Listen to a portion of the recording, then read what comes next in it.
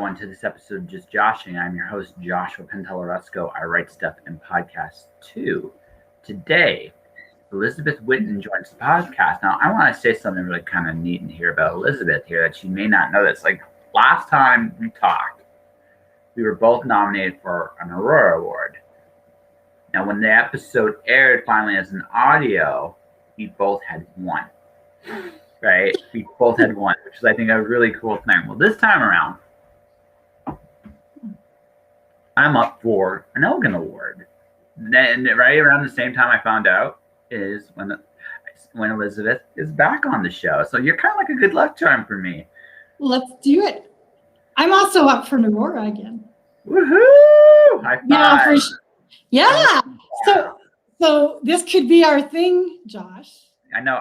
You got to come on the show more often to get more. Yeah. Every time we do an award, every time we're up for awards, we'll do a show. Yeah.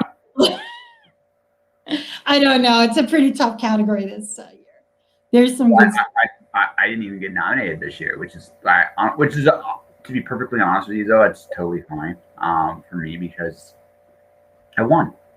So I mean, I would rather at this, like, don't get me wrong, I'm always honored to be nominated. I'd love to win it again, but the truth of the matter is, I got what I think I needed from the award, and if other people get it and it does what they did for me, more power to them, honestly. Yeah, because now if you win a second one, it's like bookends, right? Yeah, kind of. I do have Aurora goals for my writing because I haven't done that yet. But I mean, I'm getting recognized in other places, so it's like. Well, yeah. Yeah. Like, you keep. I was wondering, just an aside. So when you were up for your Aurora for podcasting, like you were doing was it podcasting, right? Mm-hmm. So that wasn't that kind of new? Like, it wasn't that well known back then, or like you were kind of like a forerunner. That was kind of a serendipitous year. Yeah. A lot of good things happened around that time. Like, it was funny. I'd done at that point 150 episodes. I laugh at myself as I approach 600 now. Like, I'm almost at 600, right? But I was actually thinking about walking away from it because it was just like, I don't know if anyone's listening. Serious? Oh yeah, no, because I had done this, and you know this, right? You're invisible. And you kind of have that feeling like, is anyone really noticing? I'm putting a lot of work in, and I don't know. So a lot of things started to happen. First off, I get a call from the Aurora, and that's the first thing. Second thing is I got the opportunity to work with MJ and Colette on her Romantic Sweet and Sultry Summer. That was the same year. Yeah. Yeah. So I love her. Oh my God. She's amazing. No, she's actually an incredible woman.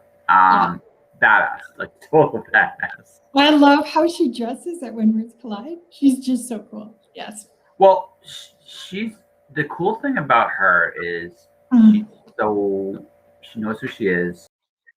There's very little bullshit with her. I think it's really cool.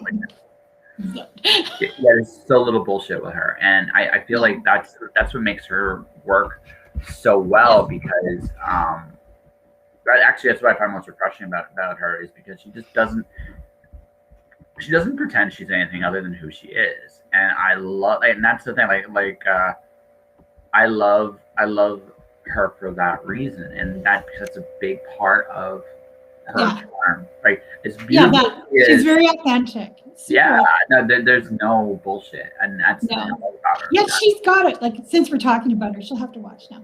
But she's got a very good heart.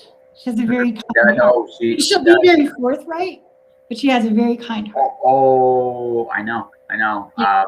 I almost don't want to say this whole story on the air, but I have the distinct ability. I'm sure she's not watching. I had the distinct ability to make her feel. So when I knew I was leaving Calgary, because I was leaving Calgary before the pandemic, I made the decision that at least for now, I'd done everything I wanted to do in the city of Calgary. Yeah. And so when I went and I thanked her, and she broke down a little bit in tears when I did that because, and again, I'm grateful. And I don't think she realized how many doors she opened up, and she gave me that opportunity. And Wow. It's one of those things also too. I through her, honestly, one of the coolest things I can say about her that I haven't really said, I learned a lot about being comfortable in your own skin through her. Like I was the conservative Christian asshole, right? I was, like once upon a time. Oh, seriously? A long time ago. Oh no yeah. way. Oh, that's interesting. Well, the podcast kind of beat that out of me because I realized that no, in a good way. Like I realized very early on that um, everybody sees the world differently. And there's still things about that mindset I still have. I think there's some good things about that mindset, but there's a lot of bad things about that mindset too. And you have to recognize that when you do a show like this, it's not about you. It is about you, but it's not about you. It's about the story I'm going to get across is your story. And that's to do that well, I have to get rid of any whatever hang up. Yeah, that ego. Yeah. You got to get rid of them because they don't serve you. And what you learn in the process of doing a show like this, honest to God, is it's a wonderfully different, magical, bigger world than you can possibly imagine. And there are literally a litany of incredible people that do amazing things all the time. And honestly, if there's anything they're guilty of, is they don't realize how incredible they really are. And I look at someone like her as the epitome of that. And if she probably hears this, she'll probably start breaking down in tears. Make me cry. Oh, you're kind of a cool person, actually. Like you really can see inside people, like, and you can see what they need to hear. It's a very interesting thing, or even people you don't maybe know that well, you can kind of see right away. Like I found that with you. You got things about me that I didn't even really get about me, and it was kind of interesting. It was almost kind of a little bit like therapy, but it was cool. When I had that interview with you the first time, so I was up for the Aurora too, and that was like, ooh, it was very. It was actually really mind blowing, because it wasn't anything I had expected at all, and so it just kind of hit me like a truck. And I don't even think I was really mentally prepared for it, like. But it was really awesome. Like I was really excited for sure. But you had said a few things to me at that interview, and I thought about that a lot afterwards. So it was really interesting. So I got a lot out of that as well. Yeah. Well, I kind of I watch people, and I mean I'm an observer as much as I interview. I interview people, right? So I'm observing them. And I can look I can look at somebody and I can look at what they are saying and hearing, and more importantly, I listen to what they're not saying. Right? And that's the real art form of an interview. Yeah. Right. But what people say will tell you a lot about what they're not saying. And sometimes they're not aware of it. And that's the tricky part, is how aware they are of their own BS, and people usually aren't aware of their own BS. It's 50-50. I don't think they always know necessarily the specifics, but there's those like places inside you that you can kind of go, I don't want to deal with that right now. And I think you're aware of those. You're aware of those places. You're not always aware why. That's the thing. That's the thing. But I think if we're very honest with ourselves, we know. Yeah, like it's kind of, there's a correlation there between writing. Like right now, my agent Stacy Condla, she has a book of mine right now called Ashen. So anyway, it's kind of a horror, but I remember I wrote it when I got someone to critique it, and this person read the first part, and then she came up and hugged me for no good reason, and I went, oh boy, I just revealed some stuff about myself that I didn't realize that I revealed about myself. And it's kind of a very vulnerable feeling, but you have to do that as a writer. You have to be really honest, or as honest as you can. And you're right, even if you aren't, doing the deep dive into honesty, the deep things will show in your writing. So there's that vulnerability all the time. It is scary. Yeah. So you have to be. So this is what I want to ask you. okay. I want it because I had a hunch that the Aurora was going to be a great thing for you. You went toad. You tied Fond du Lis. That's a really I mean That was pretty wild. Yeah. that is a wild accomplishment. Yeah. And in of itself, it doesn't like the fact that you were neck and neck with Fonda. Yeah. Right, is and because if anybody has ever seen Fond du Lis do books, she can write her ass off. She can literally write her ass off. Yeah. But my thing with you is the best thing about that is it proved something to yourself that you could do it. But I also had a small thought in my head with you too, which was this also might be the worst thing for her because now she realizes she can do it, and now the question is, where do we go from here? Yeah. It wasn't. And considering where you were, I was like, I don't know if she has an answer to that question right away. Yeah. I kind of, that's really interesting. I kind of, it was such a big year for me. Like there was lots going on in my personal life. And then I won that, which was huge for me.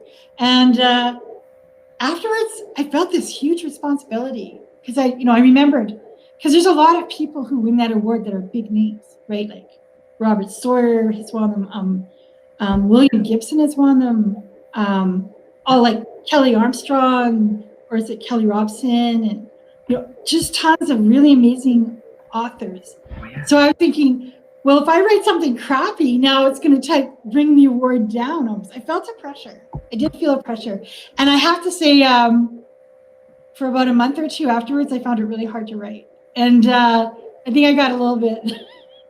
I don't know if I was burnt out or if I was just a little bit like deer in the headlights, like what happened? And then I'm going. Well, yeah. It was more like, hi, imposter. Why am I here? Yeah. How did I get here? Yeah. I had the same feeling. I had the same feeling when I was nominated. It's like, wow. Like because again, the history of who's won this thing, who's been part of this thing. It's like, wow, I'm part of it now. And that's it's a cool honor. But it's like, how did I get here? Yeah. It felt very much like that. And the thing was, like, I was going, I always have an imposter syndrome, so I'm always used to that. But what I felt was the weight of that award, because if you write crappy after you got that award, it's like it's like a slap in the face to all the other people who won it, right? Like there's a responsibility there. I felt that a little bit. I did. Is there? Well, see, this was how I dealt with my imposter. This is how I dealt with my imposter. We'll see if you feel the same way. Okay. I looked at myself very honestly in the mirror, and I said to myself, okay, how did I get this? I got this because, and for my case, this was like this. I got this because people trust me. I got this because people like what I do in terms of interviewing people. I've got this because I had earned the belief of other people, and I did that by shutting up and listening. That's what I brought to the table. How can I screw this up? How can I screw this up? Be an asshole. That was like and specifically make it all about me. Now again, we all have a little ego, and we have to be very honest about that too. And sometimes that's a good thing too. Sometimes it's your undoing. But my solution was, okay, focus on what I do well. Keep doing that well. Keep getting better at doing it well.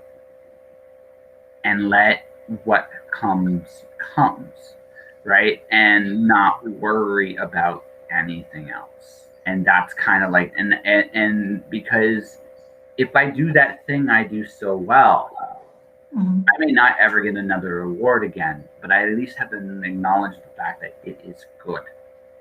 Yeah. Right. And that because you wouldn't have won if it wasn't. Yeah, exactly. There's so many amazing people who compete for that. Yeah. So yeah, I was kind of a little bit paralyzed afterwards, I will admit. Mm-hmm. And then one day I just said, get over yourself. Just do the best job you can. Like, I can't. That's all I can do is write the best I can. And I'm still taking, master classes and stuff. I'm not, I have so far to improve as a writer. I'm always reading books and I come across amazing writers. A lot of times I come across amazing writers and I get really intimidated. And then I just think, you know what? All I can do is write how I write. And that's all I can do. And if they're better, good for them. Or if they're, brilliant writers. Like even in Calgary, there's just so many amazing writers. So you just get over yourself, do the best you can, and that's all you can do. Well, let's go one step further. Let me build you up a little bit here just for a second. Oh, okay. Okay, so it took me a long time to figure this out. And maybe this is something I've learned as a writer.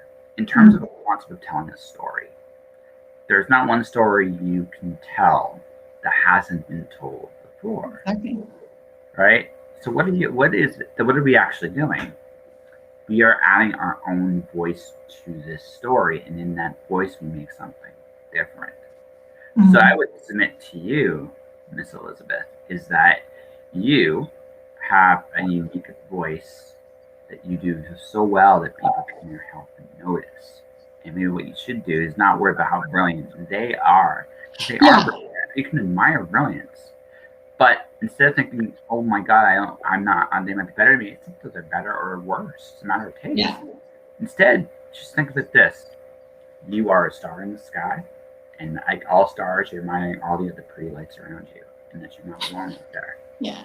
It's not cool. That would be yeah. That would be how I'd approach it. Like, don't look at it like that. You're not better or worse. Is really a matter of subjective opinion. Sometimes, if you want to talk about the cleanest prose in terms of technical, it's really hard to top Stephen King. Really, it's hard to top King. But I don't always want to hear a story in his voice. I want to hear a different voice. That's true, isn't it? Yeah. I want different voices. Yeah. I want different. And the fact is, there are 7-8 billion people on this planet. That's a lot of different voices that want to be heard and said, and it's what we do. And in that sense, you're no different than Stephen King. And also, you have your own voice, right? Well, yeah. So yeah, I think so. I always get a kick when people tell me they like to read my stuff. It's always like a present. It's always a surprise to me for some reason. It's always a pleasant surprise. But just get a little fan things and stuff. It's kind of it's interesting. It's interesting. And validating, I guess. Yeah. The fact that your story is out there and that people are listening, and I got interviewed. Oh, it was so great. So I just did my second book in that series, and it took me a few years to get that second book done. That third book will be done sooner. So it's this one. Yeah. There we go. Anyway, let people see it. Go put it up. Oh, okay. Put it up. I'm going to try to move that. Anyway, so it's called The Girl Flame of Seneca. So anyway, this little girl, her friend had given her the book, a friend of mine, and she was so excited about my thing. And she got a hold of me, and then she said, "Can I come to the launch?" So I said, "Sure." And she came to launch, and then she says, "Can I interview you? I'm doing a book report." I said, "Sure." So, and it was, I can't even tell you the energy I got from that. And I just, so we had an hour-long interview. And oh my God, she asked me these amazing questions, like really good questions. And we had this long talk. And I just was like, it blew me away that something I wrote kind of impacted someone like that, and made her excited and happy about it. And it was great. That part is really nice. So I'll get the joke in right now. She's a better interviewer than me, isn't she? She was so cute. She was just like, her eyes were wide. She was all excited to talk to me, and I was just like, oh, you're so cute. Well, but no. It's okay. Listen, how old is she? She was like 13. And I can handle a 13-year-old girl me in this. It's okay. I can handle that. I bring this up only. I wasn't trying to make you feel bad. Sorry. No, don't worry about it. No. Honestly, here's the thing, right? this is the best thing, right? And this is the best. Like we all live for this. You made an impact on someone's life. Your words made a huge impact. You touched somebody in a way that was really special, and they were so enthusiastic about it that they wanted to talk to you about it. And that is cool. That is always a cool thing.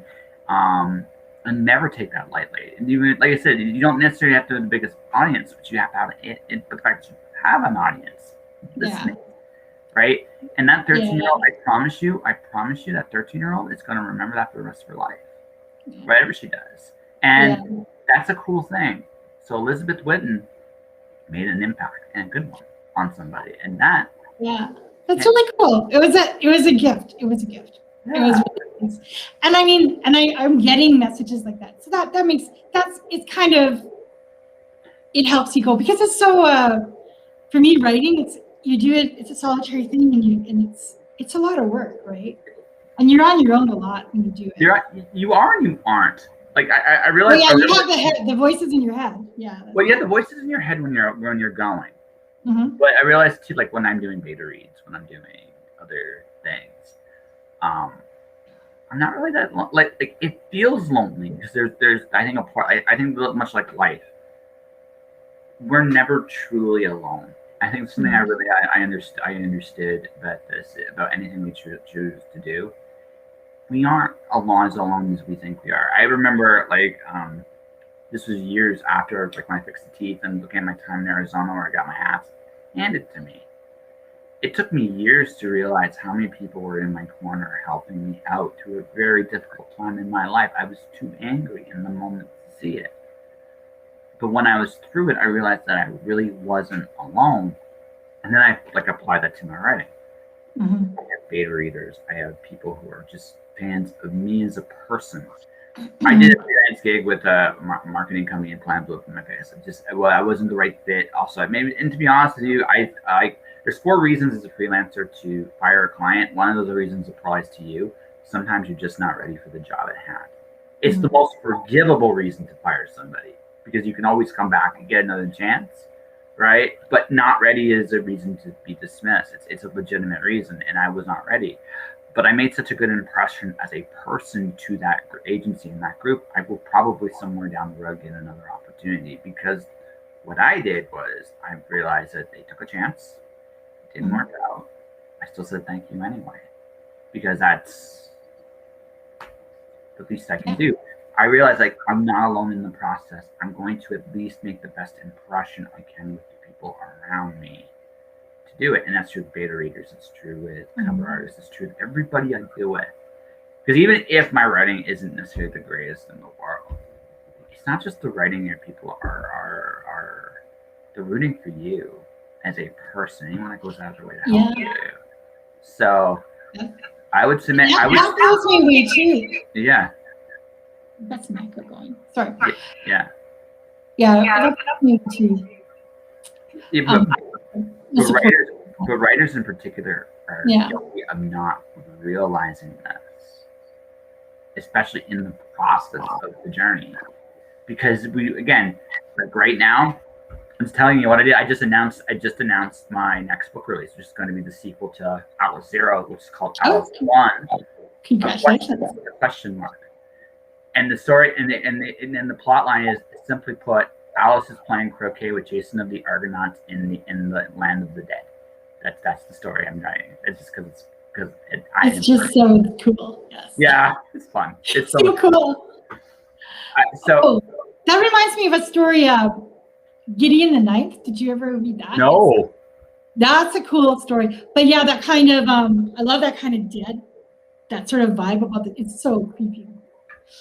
And just the thought of the juxtaposition between death and playing croquet is just awesome, right? It's absurd. It's absurd. Yeah, it's just that juxtaposition. And that realm, part of the dead, they're in a labyrinth. They're in a legitimate labyrinth. Because I mashed up croquet hell. Well, not just croquet hell. Alice is Pandora. She opened the box. And inside she's Alice Pandora of the Kingdom of Wonderland in my story. And inside her head now is a certain Cheshire friend, because she opened the box. and Wonderland's scattered. Now, actually, this is the story where she realizes what she's supposed to do. And also, I talk about the nature of heroes. Like, I'm having a blast writing this right now, but I'm already talking to my illustrator about this. You should see the cover she's doing, man. Holy shit, is it good, right? I'm looking at beta readers. I'm sending beta stuff out already, and getting early feedback from people and seeing what they think about this. And once this draft's done and I've sent this out to betas, I go back to the draft with my next book release, which is one I'm illustrating on top of writing, which is kind of like that book scares me to hell for a completely different reason. Right? But I noticed, it's really cool how some authors can challenge themselves on so many different sort of creativity platforms. I'm just like, I write, that's all I do. I just like, I write? Because I couldn't quilt, because I suck at crafts and sewing.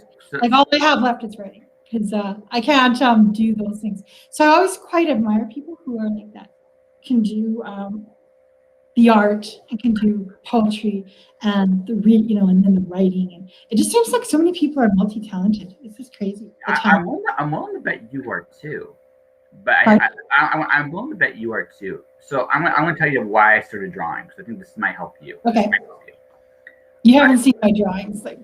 Oh, it's okay. Like, you should see mine. What essentially happened is I changed my mind. Now, let me tell you what I did. I was terrified of drawing, like absolutely terrified, and because I was afraid it would suck. I mean, it's such a honest human emotion, right? Oh my God, this might be terrible. And then I realized, and it took me a long time to look my fear in the face and go, okay, it's terrible. So what? I can have fun. And so I've had people come on this show and draw with me. Oh, that's cool. So when you have people like that have worked on Game of Thrones come and draw with you, you get people that have actually, I just want to say right now, I'm not drawing with you. No, it's okay. It's okay. I'm just putting that out there. Okay. I will be drawing. But Game of Thrones, that sounds super cool. I'm such a huge fan. Oh my God, what did you think of the final season? So I'm gonna let you know a little secret. I have not watched Game of Thrones since season. But you got to talk to Game of Thrones people? Oh. Yeah. Wow. So actually, I just meet people, right? So she actually put me on the drawing. She actually challenged me the rest of the way to the drawing thing. So her name is Ma Park. She does comics right now, but she did set work on Game of Thrones. I've had people who I've had someone who's legitimately works at Warner Brothers drawing Batman and did Avatar, and she came on the show and drew with me, and so what I decided to do is, if you're not afraid to look foolish, if you're not afraid to look bad, and you can just look at something and go, let's have fun. Let's just fucking have fun and see what happens. You can actually accomplish an awful lot, and more than you can imagine. I showed you some drawings off the air, right? That I couldn't do those 4 months ago. Like, I couldn't do them. Now I can see the shapes and stuff, and I gotta do an animated a little bit. I gotta get better with details. It's like I have a long way to go before I consider good. I would consider myself good, but I've. So is this like going towards a graphic novel? Like, is that what your art? Well, so Lights Out in my next book. Actually, it's like we're on a Twitch stream right now, right? You ever see Twitch's design? It's like 2 squares, like one big grid which shows the picture, a little grid featuring the streamer, and then there's all a bunch of dialogue in the corner. Cool. And so what I'm doing is I'm actually designing pages that way for the first little part of the story. And I'm doing it a little bit more in another spot in there. I'm actually doing some illustrations. But for me, why I'm able to do all the different things is I actually can see what they all have in common. This is the other part that might help you. You're a storyteller, right? So if you're trying to approach it like, I'm going to draw a pie, you're probably not going to succeed. Also, why draw a pie when you can make a pie? Pies are yummy. But that's right. But here's the thing, right? If you approach it from, okay, I need to tell a story. how do I use this to tell a story? You're no longer looking at it as a different language or a different medium the same way. Now you're looking at it as a storytelling tool. Suddenly you can tell more stories because now it's almost like if writing is English, right? Yeah. Yes. Thank you, Doris. Yeah, no, it's this is it. Like this is why I play with the art stuff the way I do, is because here's the thing, right? I'm looking at the fact that it's all serving to tell a story, and because it's serving to tell a story, it's like writing is English, my drawing is like swear word level Spanish. Right. I'm confident enough to say all the dirty words and make it fun. I'm not fluent at it yet. I'm just learning. Yeah. Right. When you learn a foreign language, I find the best way to learn is actually to find out all the dirty swear words.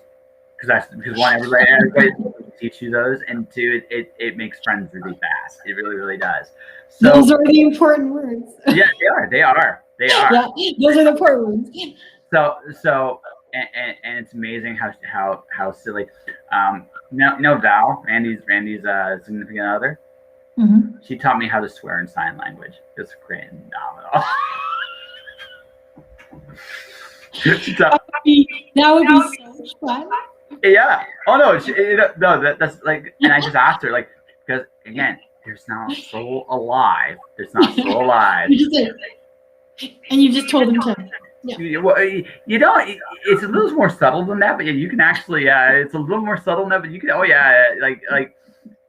but here's the thing. The moment you kind of approach it like that, people get like this sheepish grin of like, I really shouldn't do this, but this is way too much fun to do.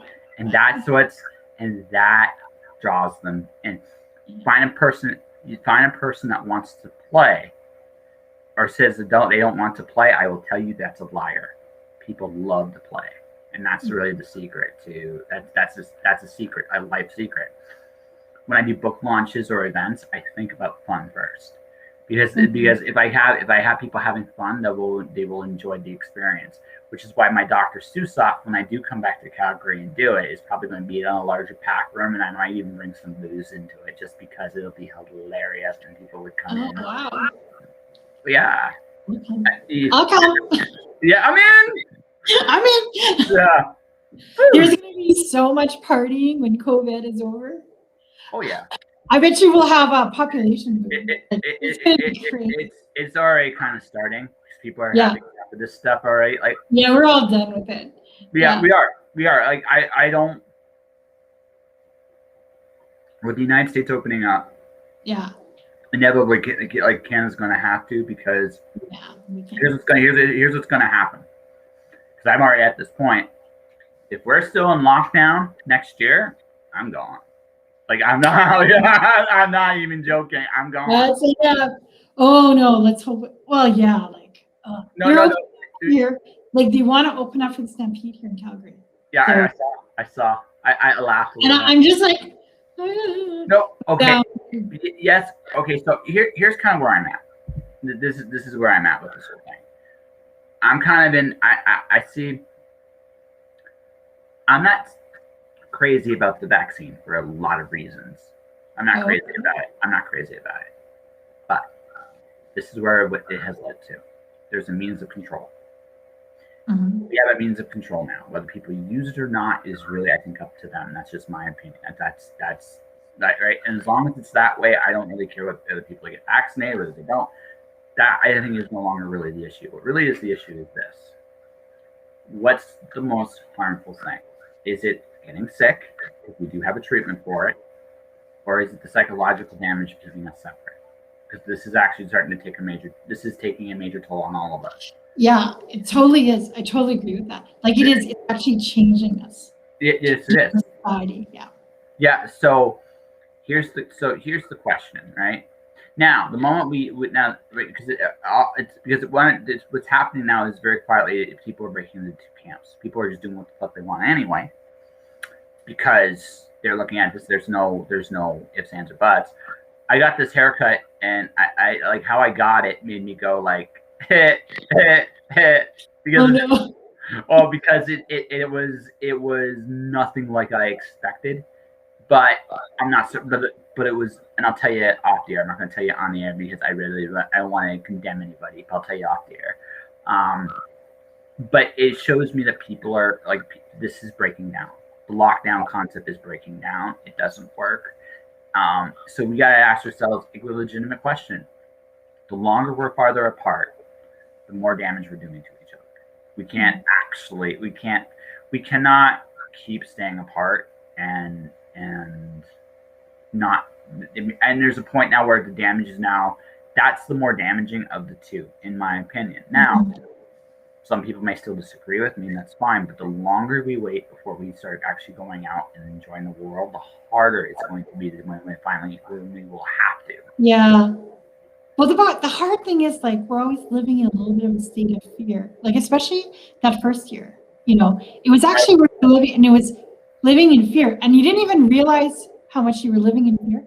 I didn't realize it until I got my first vaccine shot, and then all of a sudden it was like this weight lifted off my shoulders, and I thought, "Holy cow!" I was scared for a long time.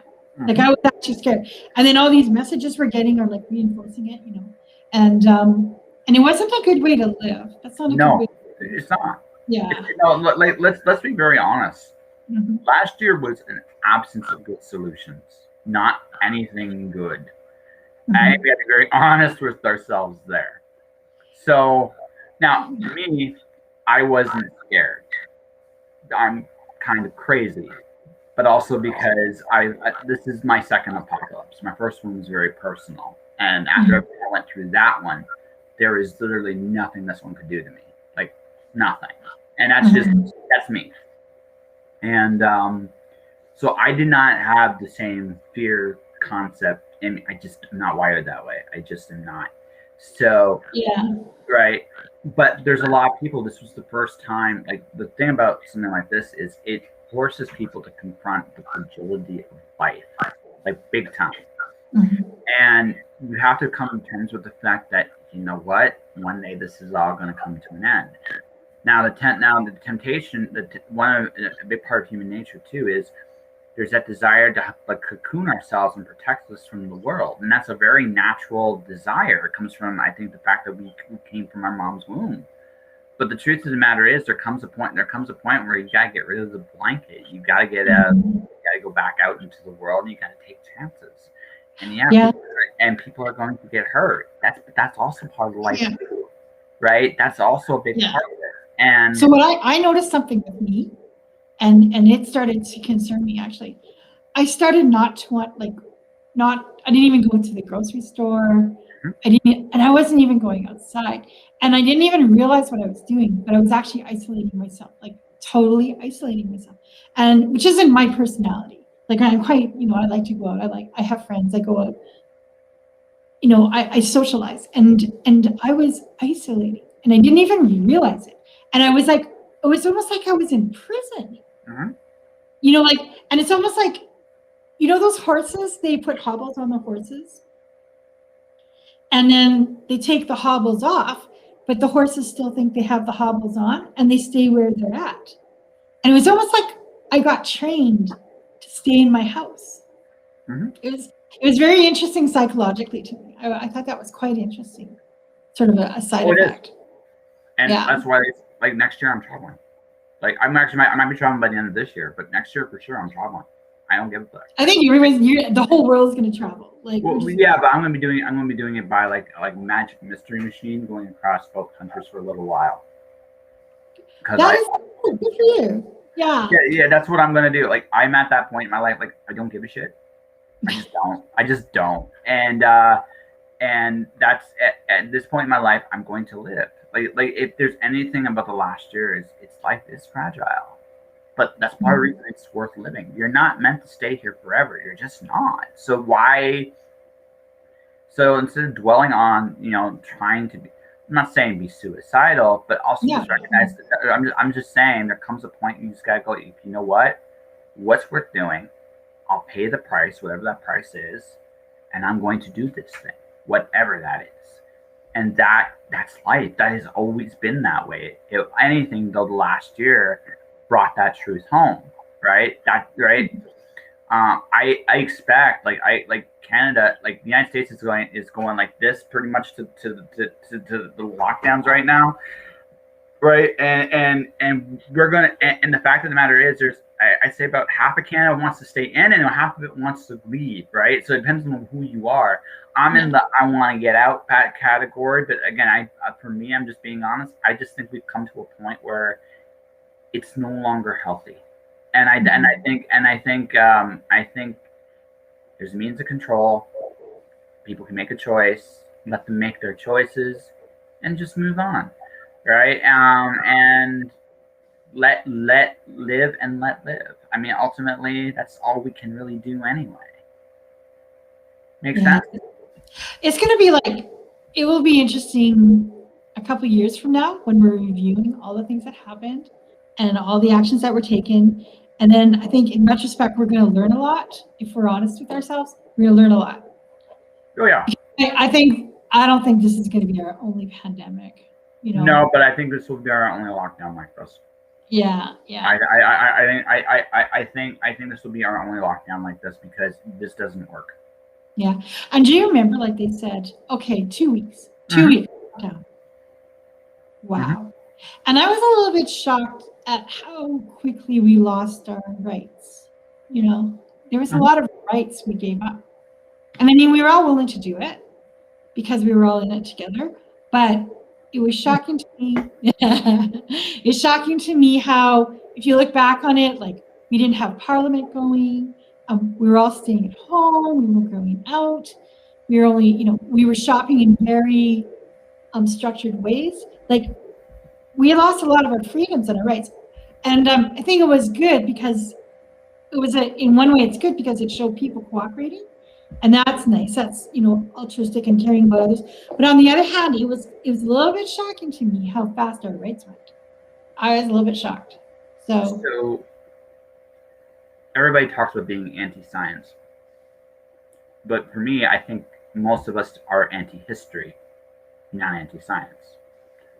Because every time there's been a pandemic, governments have tried to seize power. Yeah. It's always been that way. It has always been that way. Yeah. It's like, give them an inch. No, it's true. Yeah. You can look at it throughout the course of history. And the fact of the matter is, in the case of both Canada and the United States, Canada especially, and Australia especially, very young countries. Look at what Japan did. Japan did not follow the FDA guidelines. They didn't have to. They had their own pandemic system. India, China, all these countries that have been around a very long time that have established their own concepts, stayed within those concepts. It didn't really change anything as a result of this particular disease. We're a young country that never had anything to deal with it. So if you're looking at, if you want to be like a very cynical person about this was something the governments have dreamed of here because now they can reshape things in a completely new way. Well, they're talking about that, aren't they? They're calling it the Great Reset, right? Yes. And my thought is, if you want to reset things, take it to the people. Let us vote for it. But who are the people that want to reset? And also, it's also masking other things. We have a giant housing crisis in this country right now. No one's talking about it really, but there's a huge housing crisis right now. Price of buying a house is ridiculous across the board, right? And on top of that, rents, controls, the lack of wage scale, the fact that I can go out to work in a pandemic, but I can't go out to play in a pandemic. I mean, that makes very little sense if you really sit there and think about that. So the fact of the matter, like, if you want to look at it very, very, like, honestly, the truth of the matter is, it has always been this way in a pandemic. The government plays for itself, and it always has, and it always will. The big problem Canadians especially have is this. This is the thing about Canadians. We love order. We follow rules. I follow rules. And you're a rebel. I'll be the best. I follow something. We'll leave it at that. But that's who you are. Yeah, it's who I am. No, it totally is. But here's the thing, right? you love order. It doesn't necessarily have to be the moral order. It just has to be the established order. Like, so one of my favorite Terry Pratchett books is Eric Sorcery, right? Mhm. In that book, the first half of the book is about this. It's the typical heroes going to slay the dragon stuff, and Rincewind's in the background just doing Rincewind stupid stuff, which is great. But then the dragon wins, and that was when it stopped being so funny, because the dragon literally was using its fear and its power to cultivate human sacrifices, and people were starting to give the dragon what it wanted because people were afraid of the dragon, so much so, and they wanted their rights. When we have a culture that relies on order, our biggest fear is chaos, and that's just the way that's a very Canadian thing to say. And we'll jump to the established order, even if that order does terrible things to us in the process, because it's an order. That's my big takeaway from Canada in this time is we have an issue as a people of being a little bit too socially obedient to the people in power and not enough civil disobedience to balance some things in check. Say what you will about the United States, they fought a lot of the stuff that was happening down there. Like churches got back their right to congregate even during the pandemic. Mhm. Systems got overhauled because they didn't want their kids to wear masks. Say what you will about the right or wrong of what was done. People were like, the fight for rights down there is still going on and happening right now. Here, there is not this is being done, but it's on such a small scale here that I don't, again, people trust the order. They're not really paying too close attention to how right that order may or may not be. And that to me is probably looking at Canada as a whole, that's our condemnation. Because we do not do enough to go back against the order of things, to go for what's right. Mhm. It's, yeah, I wonder, like, I hear what you're saying, and I think where it might come from is just our roots, like the British Empire, right? Because that's a very British thing. I went to England. Everybody lines up for everything. And it's very orderly, and everybody, you take your turn, you do your duty, you don't stick out. It's a little bit of a different mindset. And I mean, I'm generalizing horribly. Like, you can't generalize like that for a whole group of people. But I do know culturally it's a little bit different than, say, the States, right? The States. And it's a cultural thing. The States, they're very, for them, they will, if they feel like their rights have been impinged, they are very, very guarded about them. And I think maybe here, because we have that influence, that British influence, and I mean, it's a subtle influence because our country is changing and we have different demographics now and things like that. But our institutions still are British. If you really think about it, our parliament is British, right? It's based on the British model. So those institutions are still kind of in that kind of mode. So I wonder if maybe that's kind of a little bit of an influence too. So no, and again, that's part of it. Sure, I'm not knocking that, right? But it is what it is, right? Like, but let me ask you this question: Do you think that our government has been a good government in this time? I think there's been some problems. And my biggest issue, I would say, is the inconsistency of the messaging. And because it's been so inconsistent, you don't really trust it anymore. And the big casualty of this pandemic for me is my belief in what I've been told, my belief in what I hear on the news, and my belief in what the government says.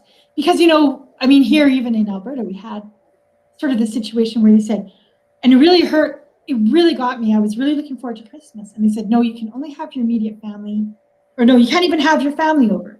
And my son lives in Calgary, but he didn't come for Christmas because that's what we were asked to do. And just my own little nuclear family. And that really gutted me because Christmas is huge for me. And then we heard about them all all the ministers flying to Hawaii. And I lost it. Like, I'm very non-political on my social media. I try not to be. But that was the one time I got political. I just said, this sucks. Like, you cannot make us all stay at home and not be with our own families. And then you take off and you be with your families and you don't social distance. And I just found it just awful. And they to travel. They didn't want us to travel, and they traveled. And I just was like, no. I lost faith. That's when I lost faith in what they were saying. So now everything I hear, I have to measure it. And maybe that's a good thing. Actually, it's great. It's unfortunate how you learn that, but no, but you have to. Like, the biggest thing people have to understand, and I don't think, again, it's not a very Canadian thing to think about. It's more of an American thing to think about, honestly, is that every government has its own agenda. There's no conspiracy about that. It's just the way it is. It's just they have their own agenda. It doesn't necessarily. You have officials who do not know your name. And let's be perfectly blunt about that. That means you're not a person to them. And I don't say that in like a terrible way either, but you're not a person to them, right? So they're going to do their own thing, whatever that thing is. And you have to understand that this is the monster you're dealing with. But again, and as a result, you need some kind of diligence and check and balance on your government as a result of this. Because if your government isn't trustworthy, then the last thing you should want a untrustworthy government to have is more power. Yeah, and it's very hard to get compliance if people don't trust what you're saying. Yeah, it's really hard to get compliance. But here's the thing: when this is over, I feel like it's the United States is going to push Canada out into the sunlight again, whether they want to or not. When this is over, people are going to go through this, and in another 20 years, there'll be another crisis, and we'll be arguing about the exact same things we argued at this time, because no one. Again, this is my thing. It's not anti-science. It's anti-history. We don't read our own history. We don't. Even our more recent history, we forget it when it's not pressing and right in front of our faces. Mm-hmm. So to me, like, I look at what's going on with our governments and our, heck, even the way the vaccines are done, you take the word vaccine out, you're essentially letting people you don't trust offer you experimental drugs to help you. I don't know about you. That doesn't exactly fill me with confidence. Right now, there's problems. This is my view on it. Yeah. So I'm one of these people who were at risk. Mm-hmm. I'm one of the people who would have got COVID. Like, I have asthma and I have some other things. So if I got COVID, I could have had a very bad outcome. And so I looked at it, and all these people were making this sacrifice. Our country, these people, they weren't working. People were making sacrifices. So I felt obliged that as soon as I could take that vaccine, I would, because I felt it was kind of my duty. So that's a British thing. I'm British. Yeah. And I felt that was my duty to do that, because all these other people had sacrificed so much to keep people like me safe. So how could I not get the vaccine after everyone has, sacrificed that much for me? So I felt obliged to get it. I know there's, other people might have different points of view, but that's sort of where I was at. And honestly, like I said, I get why people do it. I'm going to wait for one very simple reason. I'm very low at risk, number one, but number two, it's just,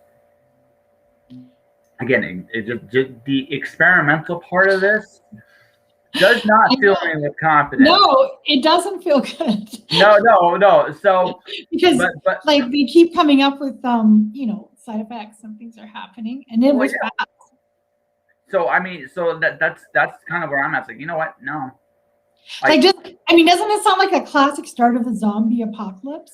Well, everybody gets the same vaccine, and then all of a sudden everybody turns like my little speculative fiction mind really struggled. yeah, absolutely. But like for me, that's just it. But I can't blame anyone who doesn't get it. I can't blame anyone who does.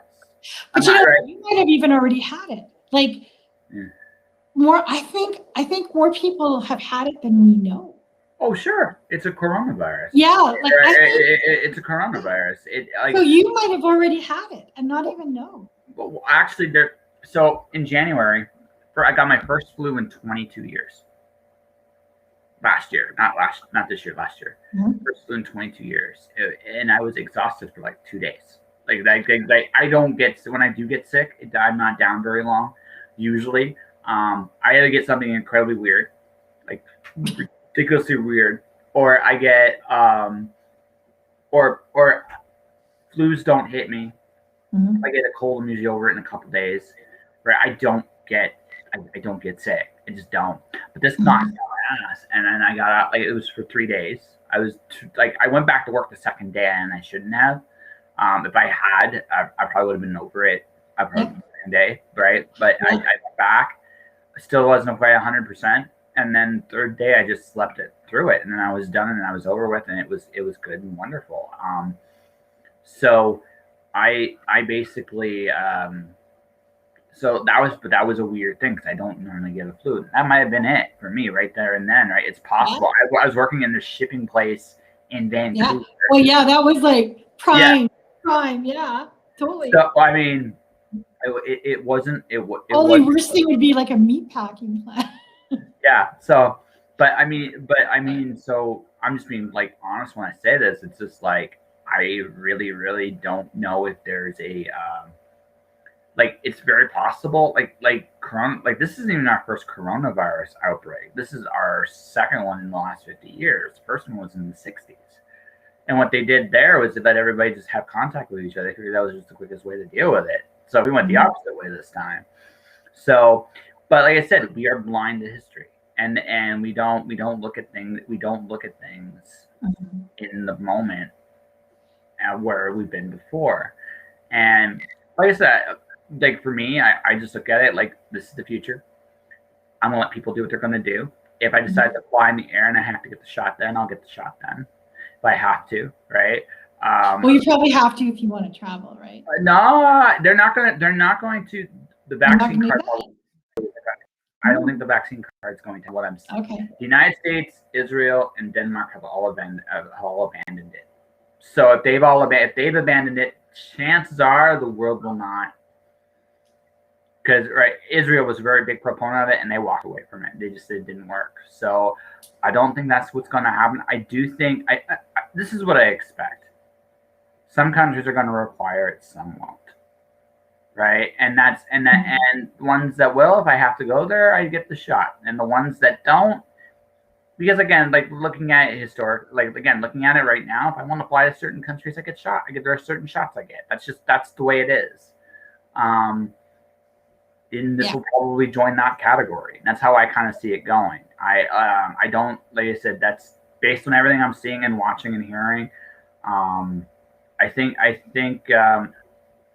they can't. I think what's going to happen is this is going to become a glorified. I'm not saying the COVID's the flu necessarily, a glorified flu vaccine. It's going to be heavily encouraged to be taken in the next 2-3 years, and then eventually it's going to kind of fade into the background, like everything else does eventually. And then once that happens, life will relatively go on. And every year, around Christmas time, I'll hear the same people demanding you get a shot for the good of people. I'll hear other people fighting it to tooth and nail every year, and it'll be like, nothing's changed. Been there, done that. yeah, exactly. Josh, this is a conversation I would love to have with Univar.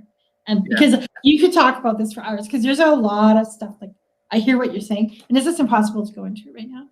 But it is. It's like, I think politically our world is going to be a much different place because of the coronavirus. Like just all the things that have happened. Oh, the world. The world has changed, and in a lot of ways. Yeah.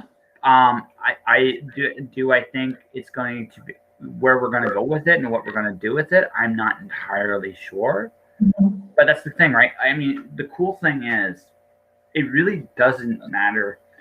A political leader can say one thing. Ultimately, it's up to us. Like the one, like going just full circle, it's up to us what we want to do. Mhm. I don't have to cooperate. And that's actually a wonderful, wonderful truth. I don't. And as I get older, I mean, I kind of adopt the Dave Chappelle approach. I'm going to do what the hell I want. I'm going to do what the fuck I want. I don't care. And that's Yeah. it, right? Because Yeah. I mean, if there's one thing about this time is life is short on time, but it's very long on possibility. Yeah. So Yeah. I'm going to embrace those possibilities of life. I'm going to embrace, like, we do not always have to go on to the altar of fear. Mhm. We can choose other we can choose other paths, and and do I think we're going to learn some hard lessons over the next few years? Yeah, I do. But I also do. But do I think good things will come out of this? Absolutely, always does. The world is never that dark place you think it's going to be. It's never necessarily that light utopia you hope for either. It's usually somewhere in the middle, and that's kind of where we're going, like one day at a time. Yeah. I have to say, like, I know even in myself, like, so I never buy yellow flowers for my garden because I'm going yellow. Well, I'll just let the dandelions grow if I want yellow. Mm-hmm. So I bought all yellow flowers this year, and I'm going, why am I getting yellow flowers? And I just thought, I just wanted something upbeat and cheerful and happy. Mm-hmm. And that's kind of how I feel like the world's going to be. I feel like everybody's going to party, and then I think it's going to be a roaring 20s. Like, I think the next 2 years, yeah, it's gonna be a party, man. Yeah, everybody's going to be partying. There's going to be drinking, barbecues. Yeah, people on the streets. Well, I'm gonna, like, when I show up at One Words Collide next year, I'm gonna probably take a moment and hug everybody at some point, just say I missed y'all. Yeah. I mean, I'm still gonna be doing my my audio kindness messages here and there. I think that like again, good things in dark places, right? I love your kindness message. Yeah, it is so good. Yeah, I think that's back to our conversation, because I guess we can go wherever. It's all matters. Back to the conversation, because it would be kind of a full circle thing. I was when I won the Aurora, you sent me I was listening to the beginning of your one of your podcasts. Yeah, you were talking about me, and I think I listened to that thing probably about 20 times, because because I was probably had imposter syndrome a bit, and I would listen to that, and it totally just validated me. And it was like the nicest thing you did. It was such a nice thing you did. It was so cool. Thank you. It helped me. It was funny how you got it. Yeah. I mean, like change is wonderful. When wonderful things happen to you, it's wonderful, but it still challenges you. Wonderful things still challenge you, right? Like, so how about we go through this thought? This is the thing. I think there's only one constant in life. There's only one. Mm-hmm. Life is change. Life is always about change. And what I've learned as I've gotten older is you have to be willing to go in through those changes. Now, you don't have to necessarily cooperate with how things are expected to go. Mm-hmm. But you have to change. It just doesn't matter. It doesn't matter who you are. Yeah. Right. You have to change. So that's life. Sometimes it's great. Sometimes ultimately, it's always great. But the process is sometimes incredibly painful in the doing. Yeah. And so I look at it like the worst moments in my life that have happened to me, I am actually incredibly thankful for, because they made me who I am. And I wouldn't be this way if I hadn't been through those very, very hard moments in my life. And they prepared me for everything that has come. I don't fear, like, again, everybody was scared during this. I wasn't afraid at all. I was in a position where I could be kind, and I was. Because that was sorely needed. From what I can tell from a lot of people, that was sorely needed for a lot of people. Yeah. Yeah. And it's funny how crisis brings that out in some people, which is a lovely thing. Like, it was a lovely thing that had brought that out in you. Yeah. Yeah. I remember when it first started, I phoned any girlfriend I knew who was living on their own, I phoned them. Like I would phone them every other day, make sure they were okay. And then, we all got used to it and stuff like that. But yeah, I think it did bring people together too. And if it brought out the worst in people, it also brought out the best. And that's sort of like very classic for a time of trouble as well. And that which happens every time there's a struggle. Yeah. Like I said, like when we one way or the other, we're going to be coming through this on the other side, like whether or not we want to or not, whether the Canadian government wants to or not, right? Party's going to be on the ball. That's just the way that's the way it's going to be. Yeah, third party. Yeah, exactly. So, yeah, well, I can't wait till you come to Windward's Collide next year. Yeah, it won't be. I'm not going to the online show this year. I'm taking it because I'm. A lot of people are zoomed out. That's part of it, but also I got so much on the go. There's things I haven't talked about yet that I got coming up as well, and I am. Like I said, this day job is probably going to last me about 2 months. So all I got, it's probably all I got in before this job. I already know this. Like I'm on a time limit. I'm already looking for the next thing because I like honest to God, I ain't gonna do it. I ain't gonna be able to do it. I think like this is the first week, and I'm like, you know what? If it wasn't for the fact I had to pay my illustrator, I would have already quit. Like, right? If it wasn't for my book habit, I wouldn't be here. That's right. Yeah, that's me too. That's me too. Yeah, but that's what it's coming to. Like, and I already know this. If it gets to the point where I feel like today, on a regular enough basis, I'm gonna walk because I don't care that much. Like, I hear what you're saying. I do, because I think for all of that's like enough. Yeah.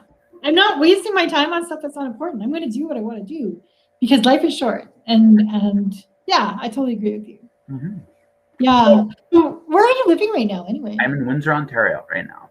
Okay. Are you close to your grandma, who sounds so awesome? Both my grandmothers, actually. One's in Detroit. Here's the shitty part. Yeah. I still can't go to Detroit yet. That sucks. Oh. That sucks. Oh no! Like you see, this isn't BC. Cool thing about BC is a lot of people don't realize how pressureless they could cross the border there. I'm in the busiest, largest border crossing in one of the largest ones in the world, let alone the country. No doubt. So there was no way. Although there was an exception, and this was weird. Like when we couldn't buy underwear in here. Oh God. No. You think I'm lying? I'm joking. I'm not. Yeah. Like I said, our government. I had very little love for this government. Now you understand. Like I don't and then right. Because again, we're gonna drink and talk. We're gonna drink and talk one night. Yeah. But here's the thing, right? So there's this. Just want to give kids stuff, just clothes, because they need clothes. So he drove to the States. They let him. The border guy in the States goes, they won't let you do what? They let him in just because it was like, fuck that. Go get your kids' shit. He came back and had an $800 fine waiting for him when he came back. Yeah. Whoa. Huh. But that's where we're at. Like that's literally where we're at, and it's like I said. I've said probably more in this conversation I've said in most places. Canadians' love for order over like what's right. That's a gut check we're gonna have to deal with in the years to come. Legit. So,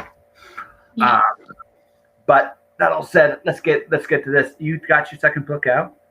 Oh right, I already tried to show that off. No. But what I was gonna say is. Were you happy? Were you excited? Was it easier? Yes, I was kind of. I did an online launch, so I kind of delayed it. I thought, I would rather have a live launch because that's what I know how to do. And I suddenly realized there's not going to be a live launch. Like if I'm waiting for a live launch, I'll be waiting till next year. So I did an online launch, and it was a lot of work, but I think it went really, really well. Calvin Jim. He helped me a lot with it, and Alyssa McCoyle, and then Sandra Wickham. We did an interview with her on with martial arts and things like that. But anyway, I'm so glad I did it because I really needed to celebrate that book because it took me a while to write. And but anyway, it's kind of like I broke through a barrier, and now I've almost got the third book done, like the first draft. So I'm really going gung-ho on it, and I'm very focused now on my writing. So, and I'm glad I really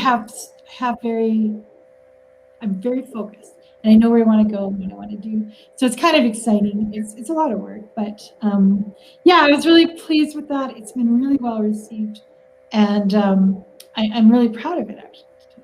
And I think it's as good as the first one, and that was what I was hoping. So, or as bad, who knows? But as it didn't go down. We're gonna put the bad thing to rest. Yeah. It was the best story Elizabeth Whitton could tell at the time. It was. And chances are, because you've become older and wiser, we'll have an argument with another day. But older for sure. I'm the older part too. Yeah, the older, you're more experienced. I do stupid things all the time. But yeah, I'm proud of that book, and I worked really hard on it, and it was a bit of a battle to get it to work. But once I did, I was very happy with it. So good, it's done. I'm moving on to book 3, and I can't wait to get that one done. And I'm really excited about it. I think it's going to be a really interesting series. And I have some other things on the back burner, and it's really good. And we'll see what happens with the Auroras and all that stuff. Well, so with the Aurora, is it for Prairie Gothic? Is that the story? Yeah, that one. This one right here. Yeah. And it's Grass Gods. It's the last one. It was such a fun story to write. Oh my god. I phoned Stacy. So Stacy Condla edited it, and she invited me to submit. So I was writing this one Prairie Gothic horror, and then I got this idea for this other story, which was really annoying because I almost finished the first one. So I phoned Stacy. I thought I'll phone her and ask her which one, and then hopefully she'll say the first one, so I won't have to write the second one. And she said, no, I want that second one. So I said, okay. So I wrote the second one, and it turned out to be such a fun story. Oh my god! So, and then it's actually been quite well received. So it's been fun. Yeah, no, it's a great collection. It is a great collection. There's so many good writers in this book. Oh, so my secret. So Calvin's super good. I love Calvin. I'm like his biggest fan. Oh no, I probably give you a bit of a fight for him. He's one of my favorite conversations. Like I like. No, you talk to him. He will tell you what a fangirl I am of his. Yeah, no, it's fine. But you're his groupie. How about this? You're the groupie. I'm the fan. Got it? Done? Okay. Done. Okay, yeah. I'll be the groupie. No problem. No, because how much I love him. Yeah. Here's the thing, right? He's up too. You know what? He deserves it. Like he legitimately deserves it. Oh God. Yeah. No, he's in the toughest. I think the young adult and the short stories are the toughest 2 categories. Do you know how many short stories there were? I think it was over 300. Yeah. No, it's the toughest. It was nuts. It's the toughest category. Those are the toughest 2 categories. Short story, there's a lot. It's dense. They're at least short, right? And that it's choosing, and then you're like, oh god, these are hard to choose. Young adult though, there's just so many young adult books out there, and that's also like, I look at it like the year you won. That was one of the toughest. Like Sambiko was in there. You had a few other people in there, and I was like, any one of you could win, and it would be good. Like it wouldn't like it made total sense. My secret hope, though, for the Auroras, straight up, Sambiko wins the writing award. She is so incredibly talented that, frankly, I still think she hasn't gotten her due in the Auroras the way she should. Just my opinion. Calvin's another one.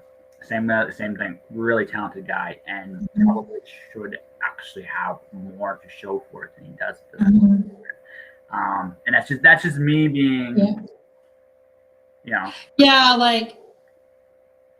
You're right. There's so many good people. I love Calvin's writing, so he knows I do. Like I said, so if he won, I'd be thrilled. I was kind of, well, if he won, I'd be super thrilled. I would be super pumped for him. Yeah. So that story I really like in that collection is Chris Mars. I'm actually a Chris Mars fan. She's so good. Did you read Frostlings in this one? Yeah, she actually so good. So she got one of my kind messages. Like she got one of them. She actually sent it to me. Just as a thank you. Right, she actually just sent me the story as a thank you. Isn't it good? Yes. like there were a lot of really good stuff. I was a little bit sad because I didn't see her name on the eligibility list. And I was wondering why it wasn't there, Interesting. But who knows? Who knows indeed. So but she's got apologies galore. She's doing lots and lots. Oh no, she's great. Yeah, she's a great writer too. Yeah. I actually got to get her and Craig both back on the show at some point because Craig's also someone that I'm real like. Craig scares the crap out of me. No, he writes these books and then these things happen that are like what was that one? Our Child, or the one. What was this book? What was that called? One Child. There's Children of Red Peak. Not that one. The one before. Our War. There was like a civil war in the States. No, Our War. Yeah, I know. I read it. Our War. There we go. Yeah, no. So when all that was going down that day in the States, when they were swarming the Capitol, I'm just going, flipping Craig. He was like predicting this. Trust me. When we talked about it, he wasn't that happy because I did an interview for him about that before it came out. Actually, I went to his house. He was one of my last interviews in Calgary. Actually, I went to his house. So on a personal note, like I'm a big fan of him as a person. He's a great dad. Like I got to interview. Mika was actually a guest on my podcast. I'd love to interview her again down the road again. But he's a great dad, but he's also a great writer. Like what he's become as a writer. Like you read his early stuff and you read what he does now, he's so much better now. And I still think he could be better. Like I can actually see he'll turn a corner, I think, again and become even better than what he already is. And that's my opinion. He's rocking it. Like he has I'm kind of like look at him for inspiration because he's kind of got his hybrid career going. So he's publishing his own books. And then he's, and with really good publishers like Orbit and all that stuff. Yeah, he's a good businessman. Like that's I think he's doing it right, and it's really interesting watching. Like I said, I published both my books as indies last year. I'm going to be publishing my next two as indies next year. Though my goal in 2022 is I have a YA novel that has been in the back of my head for a while, and I've written kind of a first draft of it a while ago. So I'm going to kind of go back to it, redo it. It's me doing the plot's just crazy fun. I'm looking forward to getting my hands on it. I got a few other things to write beforehand, but when I get there, it will be. I have a YA mapped out, and it's going to be dark fantasy / horror, and I have it all ready to go. I just want to finish this one book I'm working on right now, get the first draft done, and then I'm going to go into it. And I think that one might have a bit of potential for traditional publishing. We'll see. But I'm really excited about writing it. I think it's got to be a story I write in the winter. It has to be kind of gloomy and scary, and this is going to be one of those books I'm going to be into it, and I won't be able to drive or do anything because I'll be right into it. Like I'm scared to go into it because I know once I'm in, I'll have to write the whole thing before I can come out. And but I'm really excited about it. So I'm kind of fingers crossed I can get to that one. I have a few. I'm working on a short story right now. There's an anthology. Shannon, Allen, and I forgot the other guy. Sorry, I forgot your last name. Anyway, it's for Taiki, and it's a really fun one to write. It's basically it's kind of a sci-fi noir. It's like nice. Gumshoes in space. So nice. I'm like totally having a blast with that one.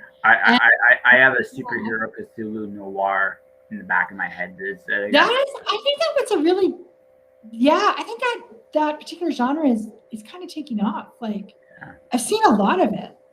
Yeah, it's fun. You should do that. If you've got an idea. I do. The problem. So this is the problem I had. Yeah. It's not that I didn't like my main character because it's noir, so it's not. He's not necessarily. A good they're always. No. But I lost respect for him when I wrote him, and that you have to kind of. That's a hard one. Like that's the hard one for me. It's not that I dislike the story, right? Yeah.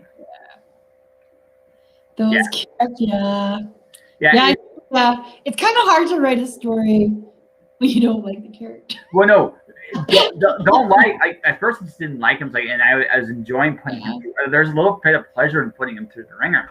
There was a little bit, but then somewhere along the way, I just really respect you. Oh shit! I think I broke him. Somewhere in this, I broke him, and I gotta figure out how to.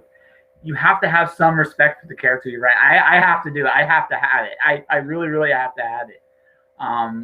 So this reminds me when I was writing Houses of the Oldlet. So I don't know if anyone watching is gonna buy that book, so I won't give away much. But anyway, there's one character, and he turns out to be a shit, right? Sorry, but he's also was good, and he was doing something good, and I looked at my daughter, and I was like, tears in my eyes. I can't make him bad. Yeah. But he was bad, and well, not bad, but he was a complicated character, and he did things. You know, he had his reasons why, but he did bad things. So, but I was actually killing me that this is what his track was going to be. So yeah, I totally get what you're saying. Like losing respect, like it's really personal. Sometimes your relationship with your character can be very, very personal. Yeah, no, it's true. Like it's a big part. It's a big part of the. Oh wow, people are. I just like I said, I just released this blog about announcing my next book, and people are already looking at the original book to buy, which is nice. Yeah. But yeah, no, I'll be announcing that at the end of this episode. But no, like it's hard. Like it's almost like when I date somebody, you have to respect them. If you don't, it's just not. It's not there. Yeah, it's like that. You have to have that. Yeah, it's non-negotiable. No, it isn't. Like because this is what happens. Is it's one of those things, and this is going to sound like very, very guy here. It's like you want to do something, maybe once, but once I have, it's like. But it sounds terrible. But if I don't respect you, that is the way it is. This is guy psychology 101. Guys have to respect the women they are dating for it to go anywhere worthwhile. Period. And if for whatever reason we don't, it's over. It's already over in our heads. We've already run that course out, right? Everything out, like, and so it's just like that. And then writing the same thing. You have to. Yeah, I don't have to like you. I don't have to like you, but I have to respect you. Yeah, I do. It's a very big part of. It's a very big. This is me. I can't. If I don't respect you, I just can't. And can you infuse respect back? Like, that's what I'm going to try to do. If I can find I got. You have to find a hopeful thread. Yeah. Well. No, again, this isn't. It isn't so much as that. I have to give him some kind of more redeeming qualities as shit happens to him.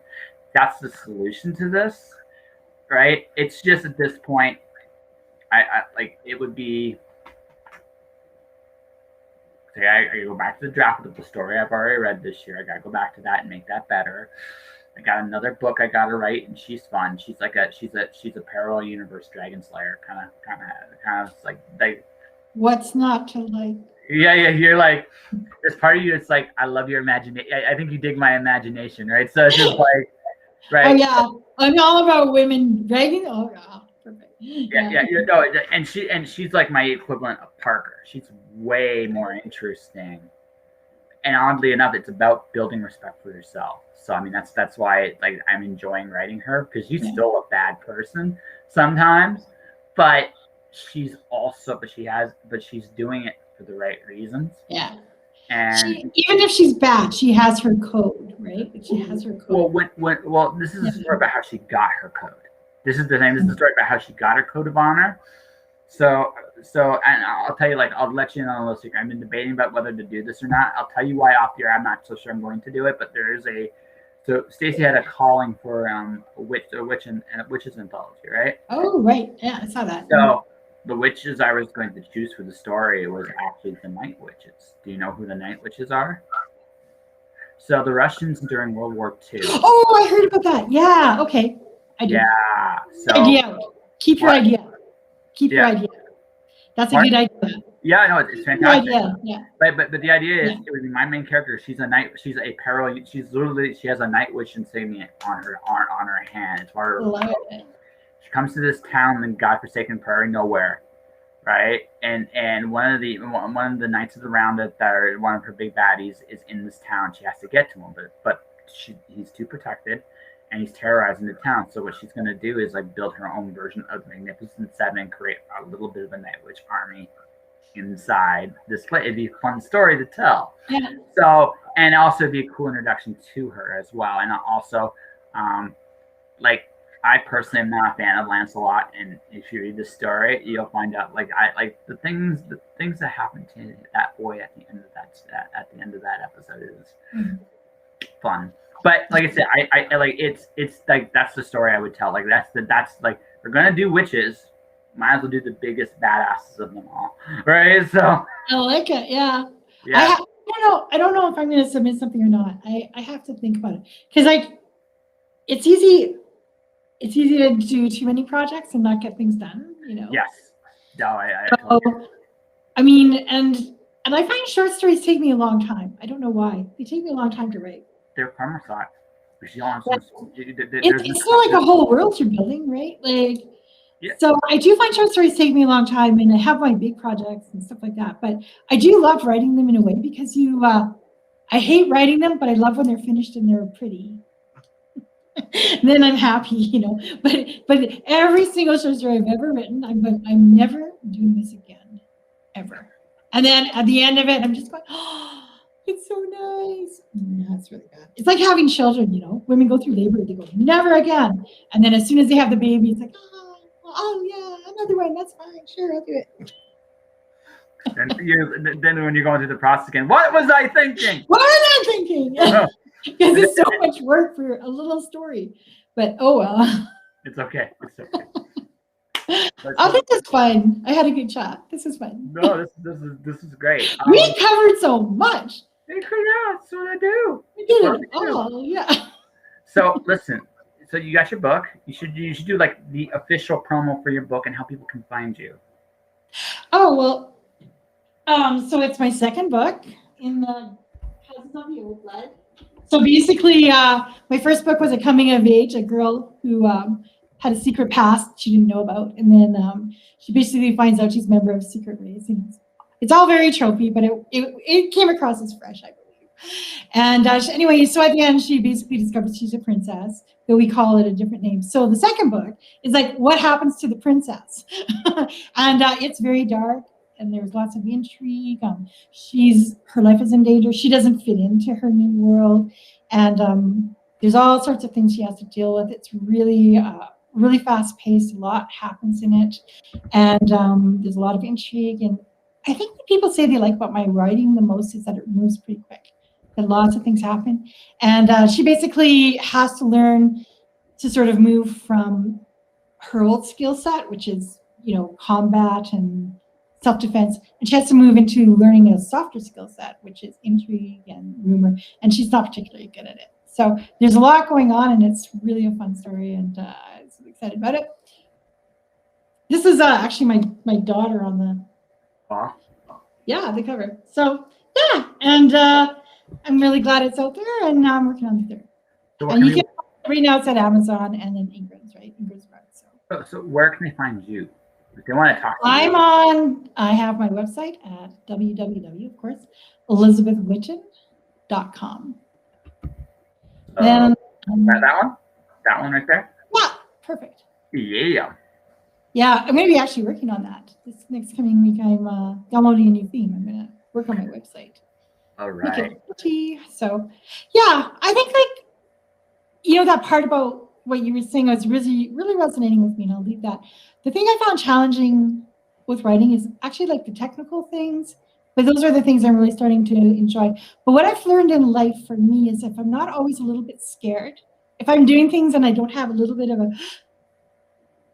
it means that if I'm not feeling that feeling, I'm not pushing myself. And that's sort of what I'm always trying to do, like try new things, always trying to push myself a little bit. And that's how I'm trying to live. So, it's really funny because if you it's so easy to stop pushing yourself, and then you just stop moving. So when you were saying that, I was like, totally, it was resonating with me. So rule 8. I have 8 rules to success. The 8th rule is stay uncomfortable. It's exactly true. It really is true. If you're not scared, you're not trying something new, and you're not pushing yourself. So a little bit of fear is not bad.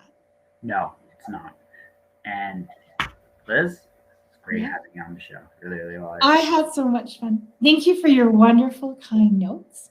And thank you for being my first interview for my book for House. Yes. Yeah, so I'm always like, let's just keep this trend going.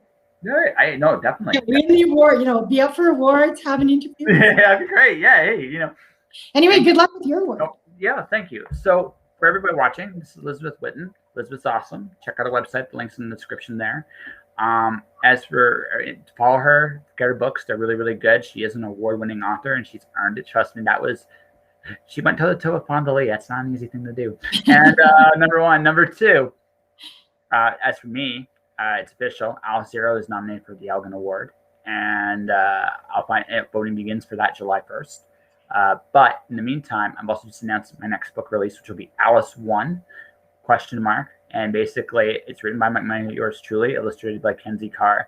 Probably will have a physical book launch at some point. We're going to see how the rest of the year goes before I make a hardcore plan on that, because there is a chance it's actually going to be physically possible again by the end of this year. I'm coming. If you can. Well, yeah, what I'll do, this is what I will do. This is my plan. If there isn't a physical book launch in Canada by the time I'm ready to go on the road, this is what I'm going to do. I'm going to go on the road. I'm going to perform my show, and I'm going to sell books. And I promise you, one of the first places I come will be Calgary. I will be there. All right. So there you go. And we'll sort out the world too. Exactly. We'll figure it out. So for everyone watching, listening, my podcast, Just Joshing on Twitch. Definitely hit the subscribe button. My YouTube channel is Josh Pantelleresco. Check out Alice Zero right now, since it is an award thing. And for everybody else, I will be back Friday with Liz Butcher, 10 p.m. Eastern Time, 7 p.m. Pacific. That has just been moved, but it'll be good.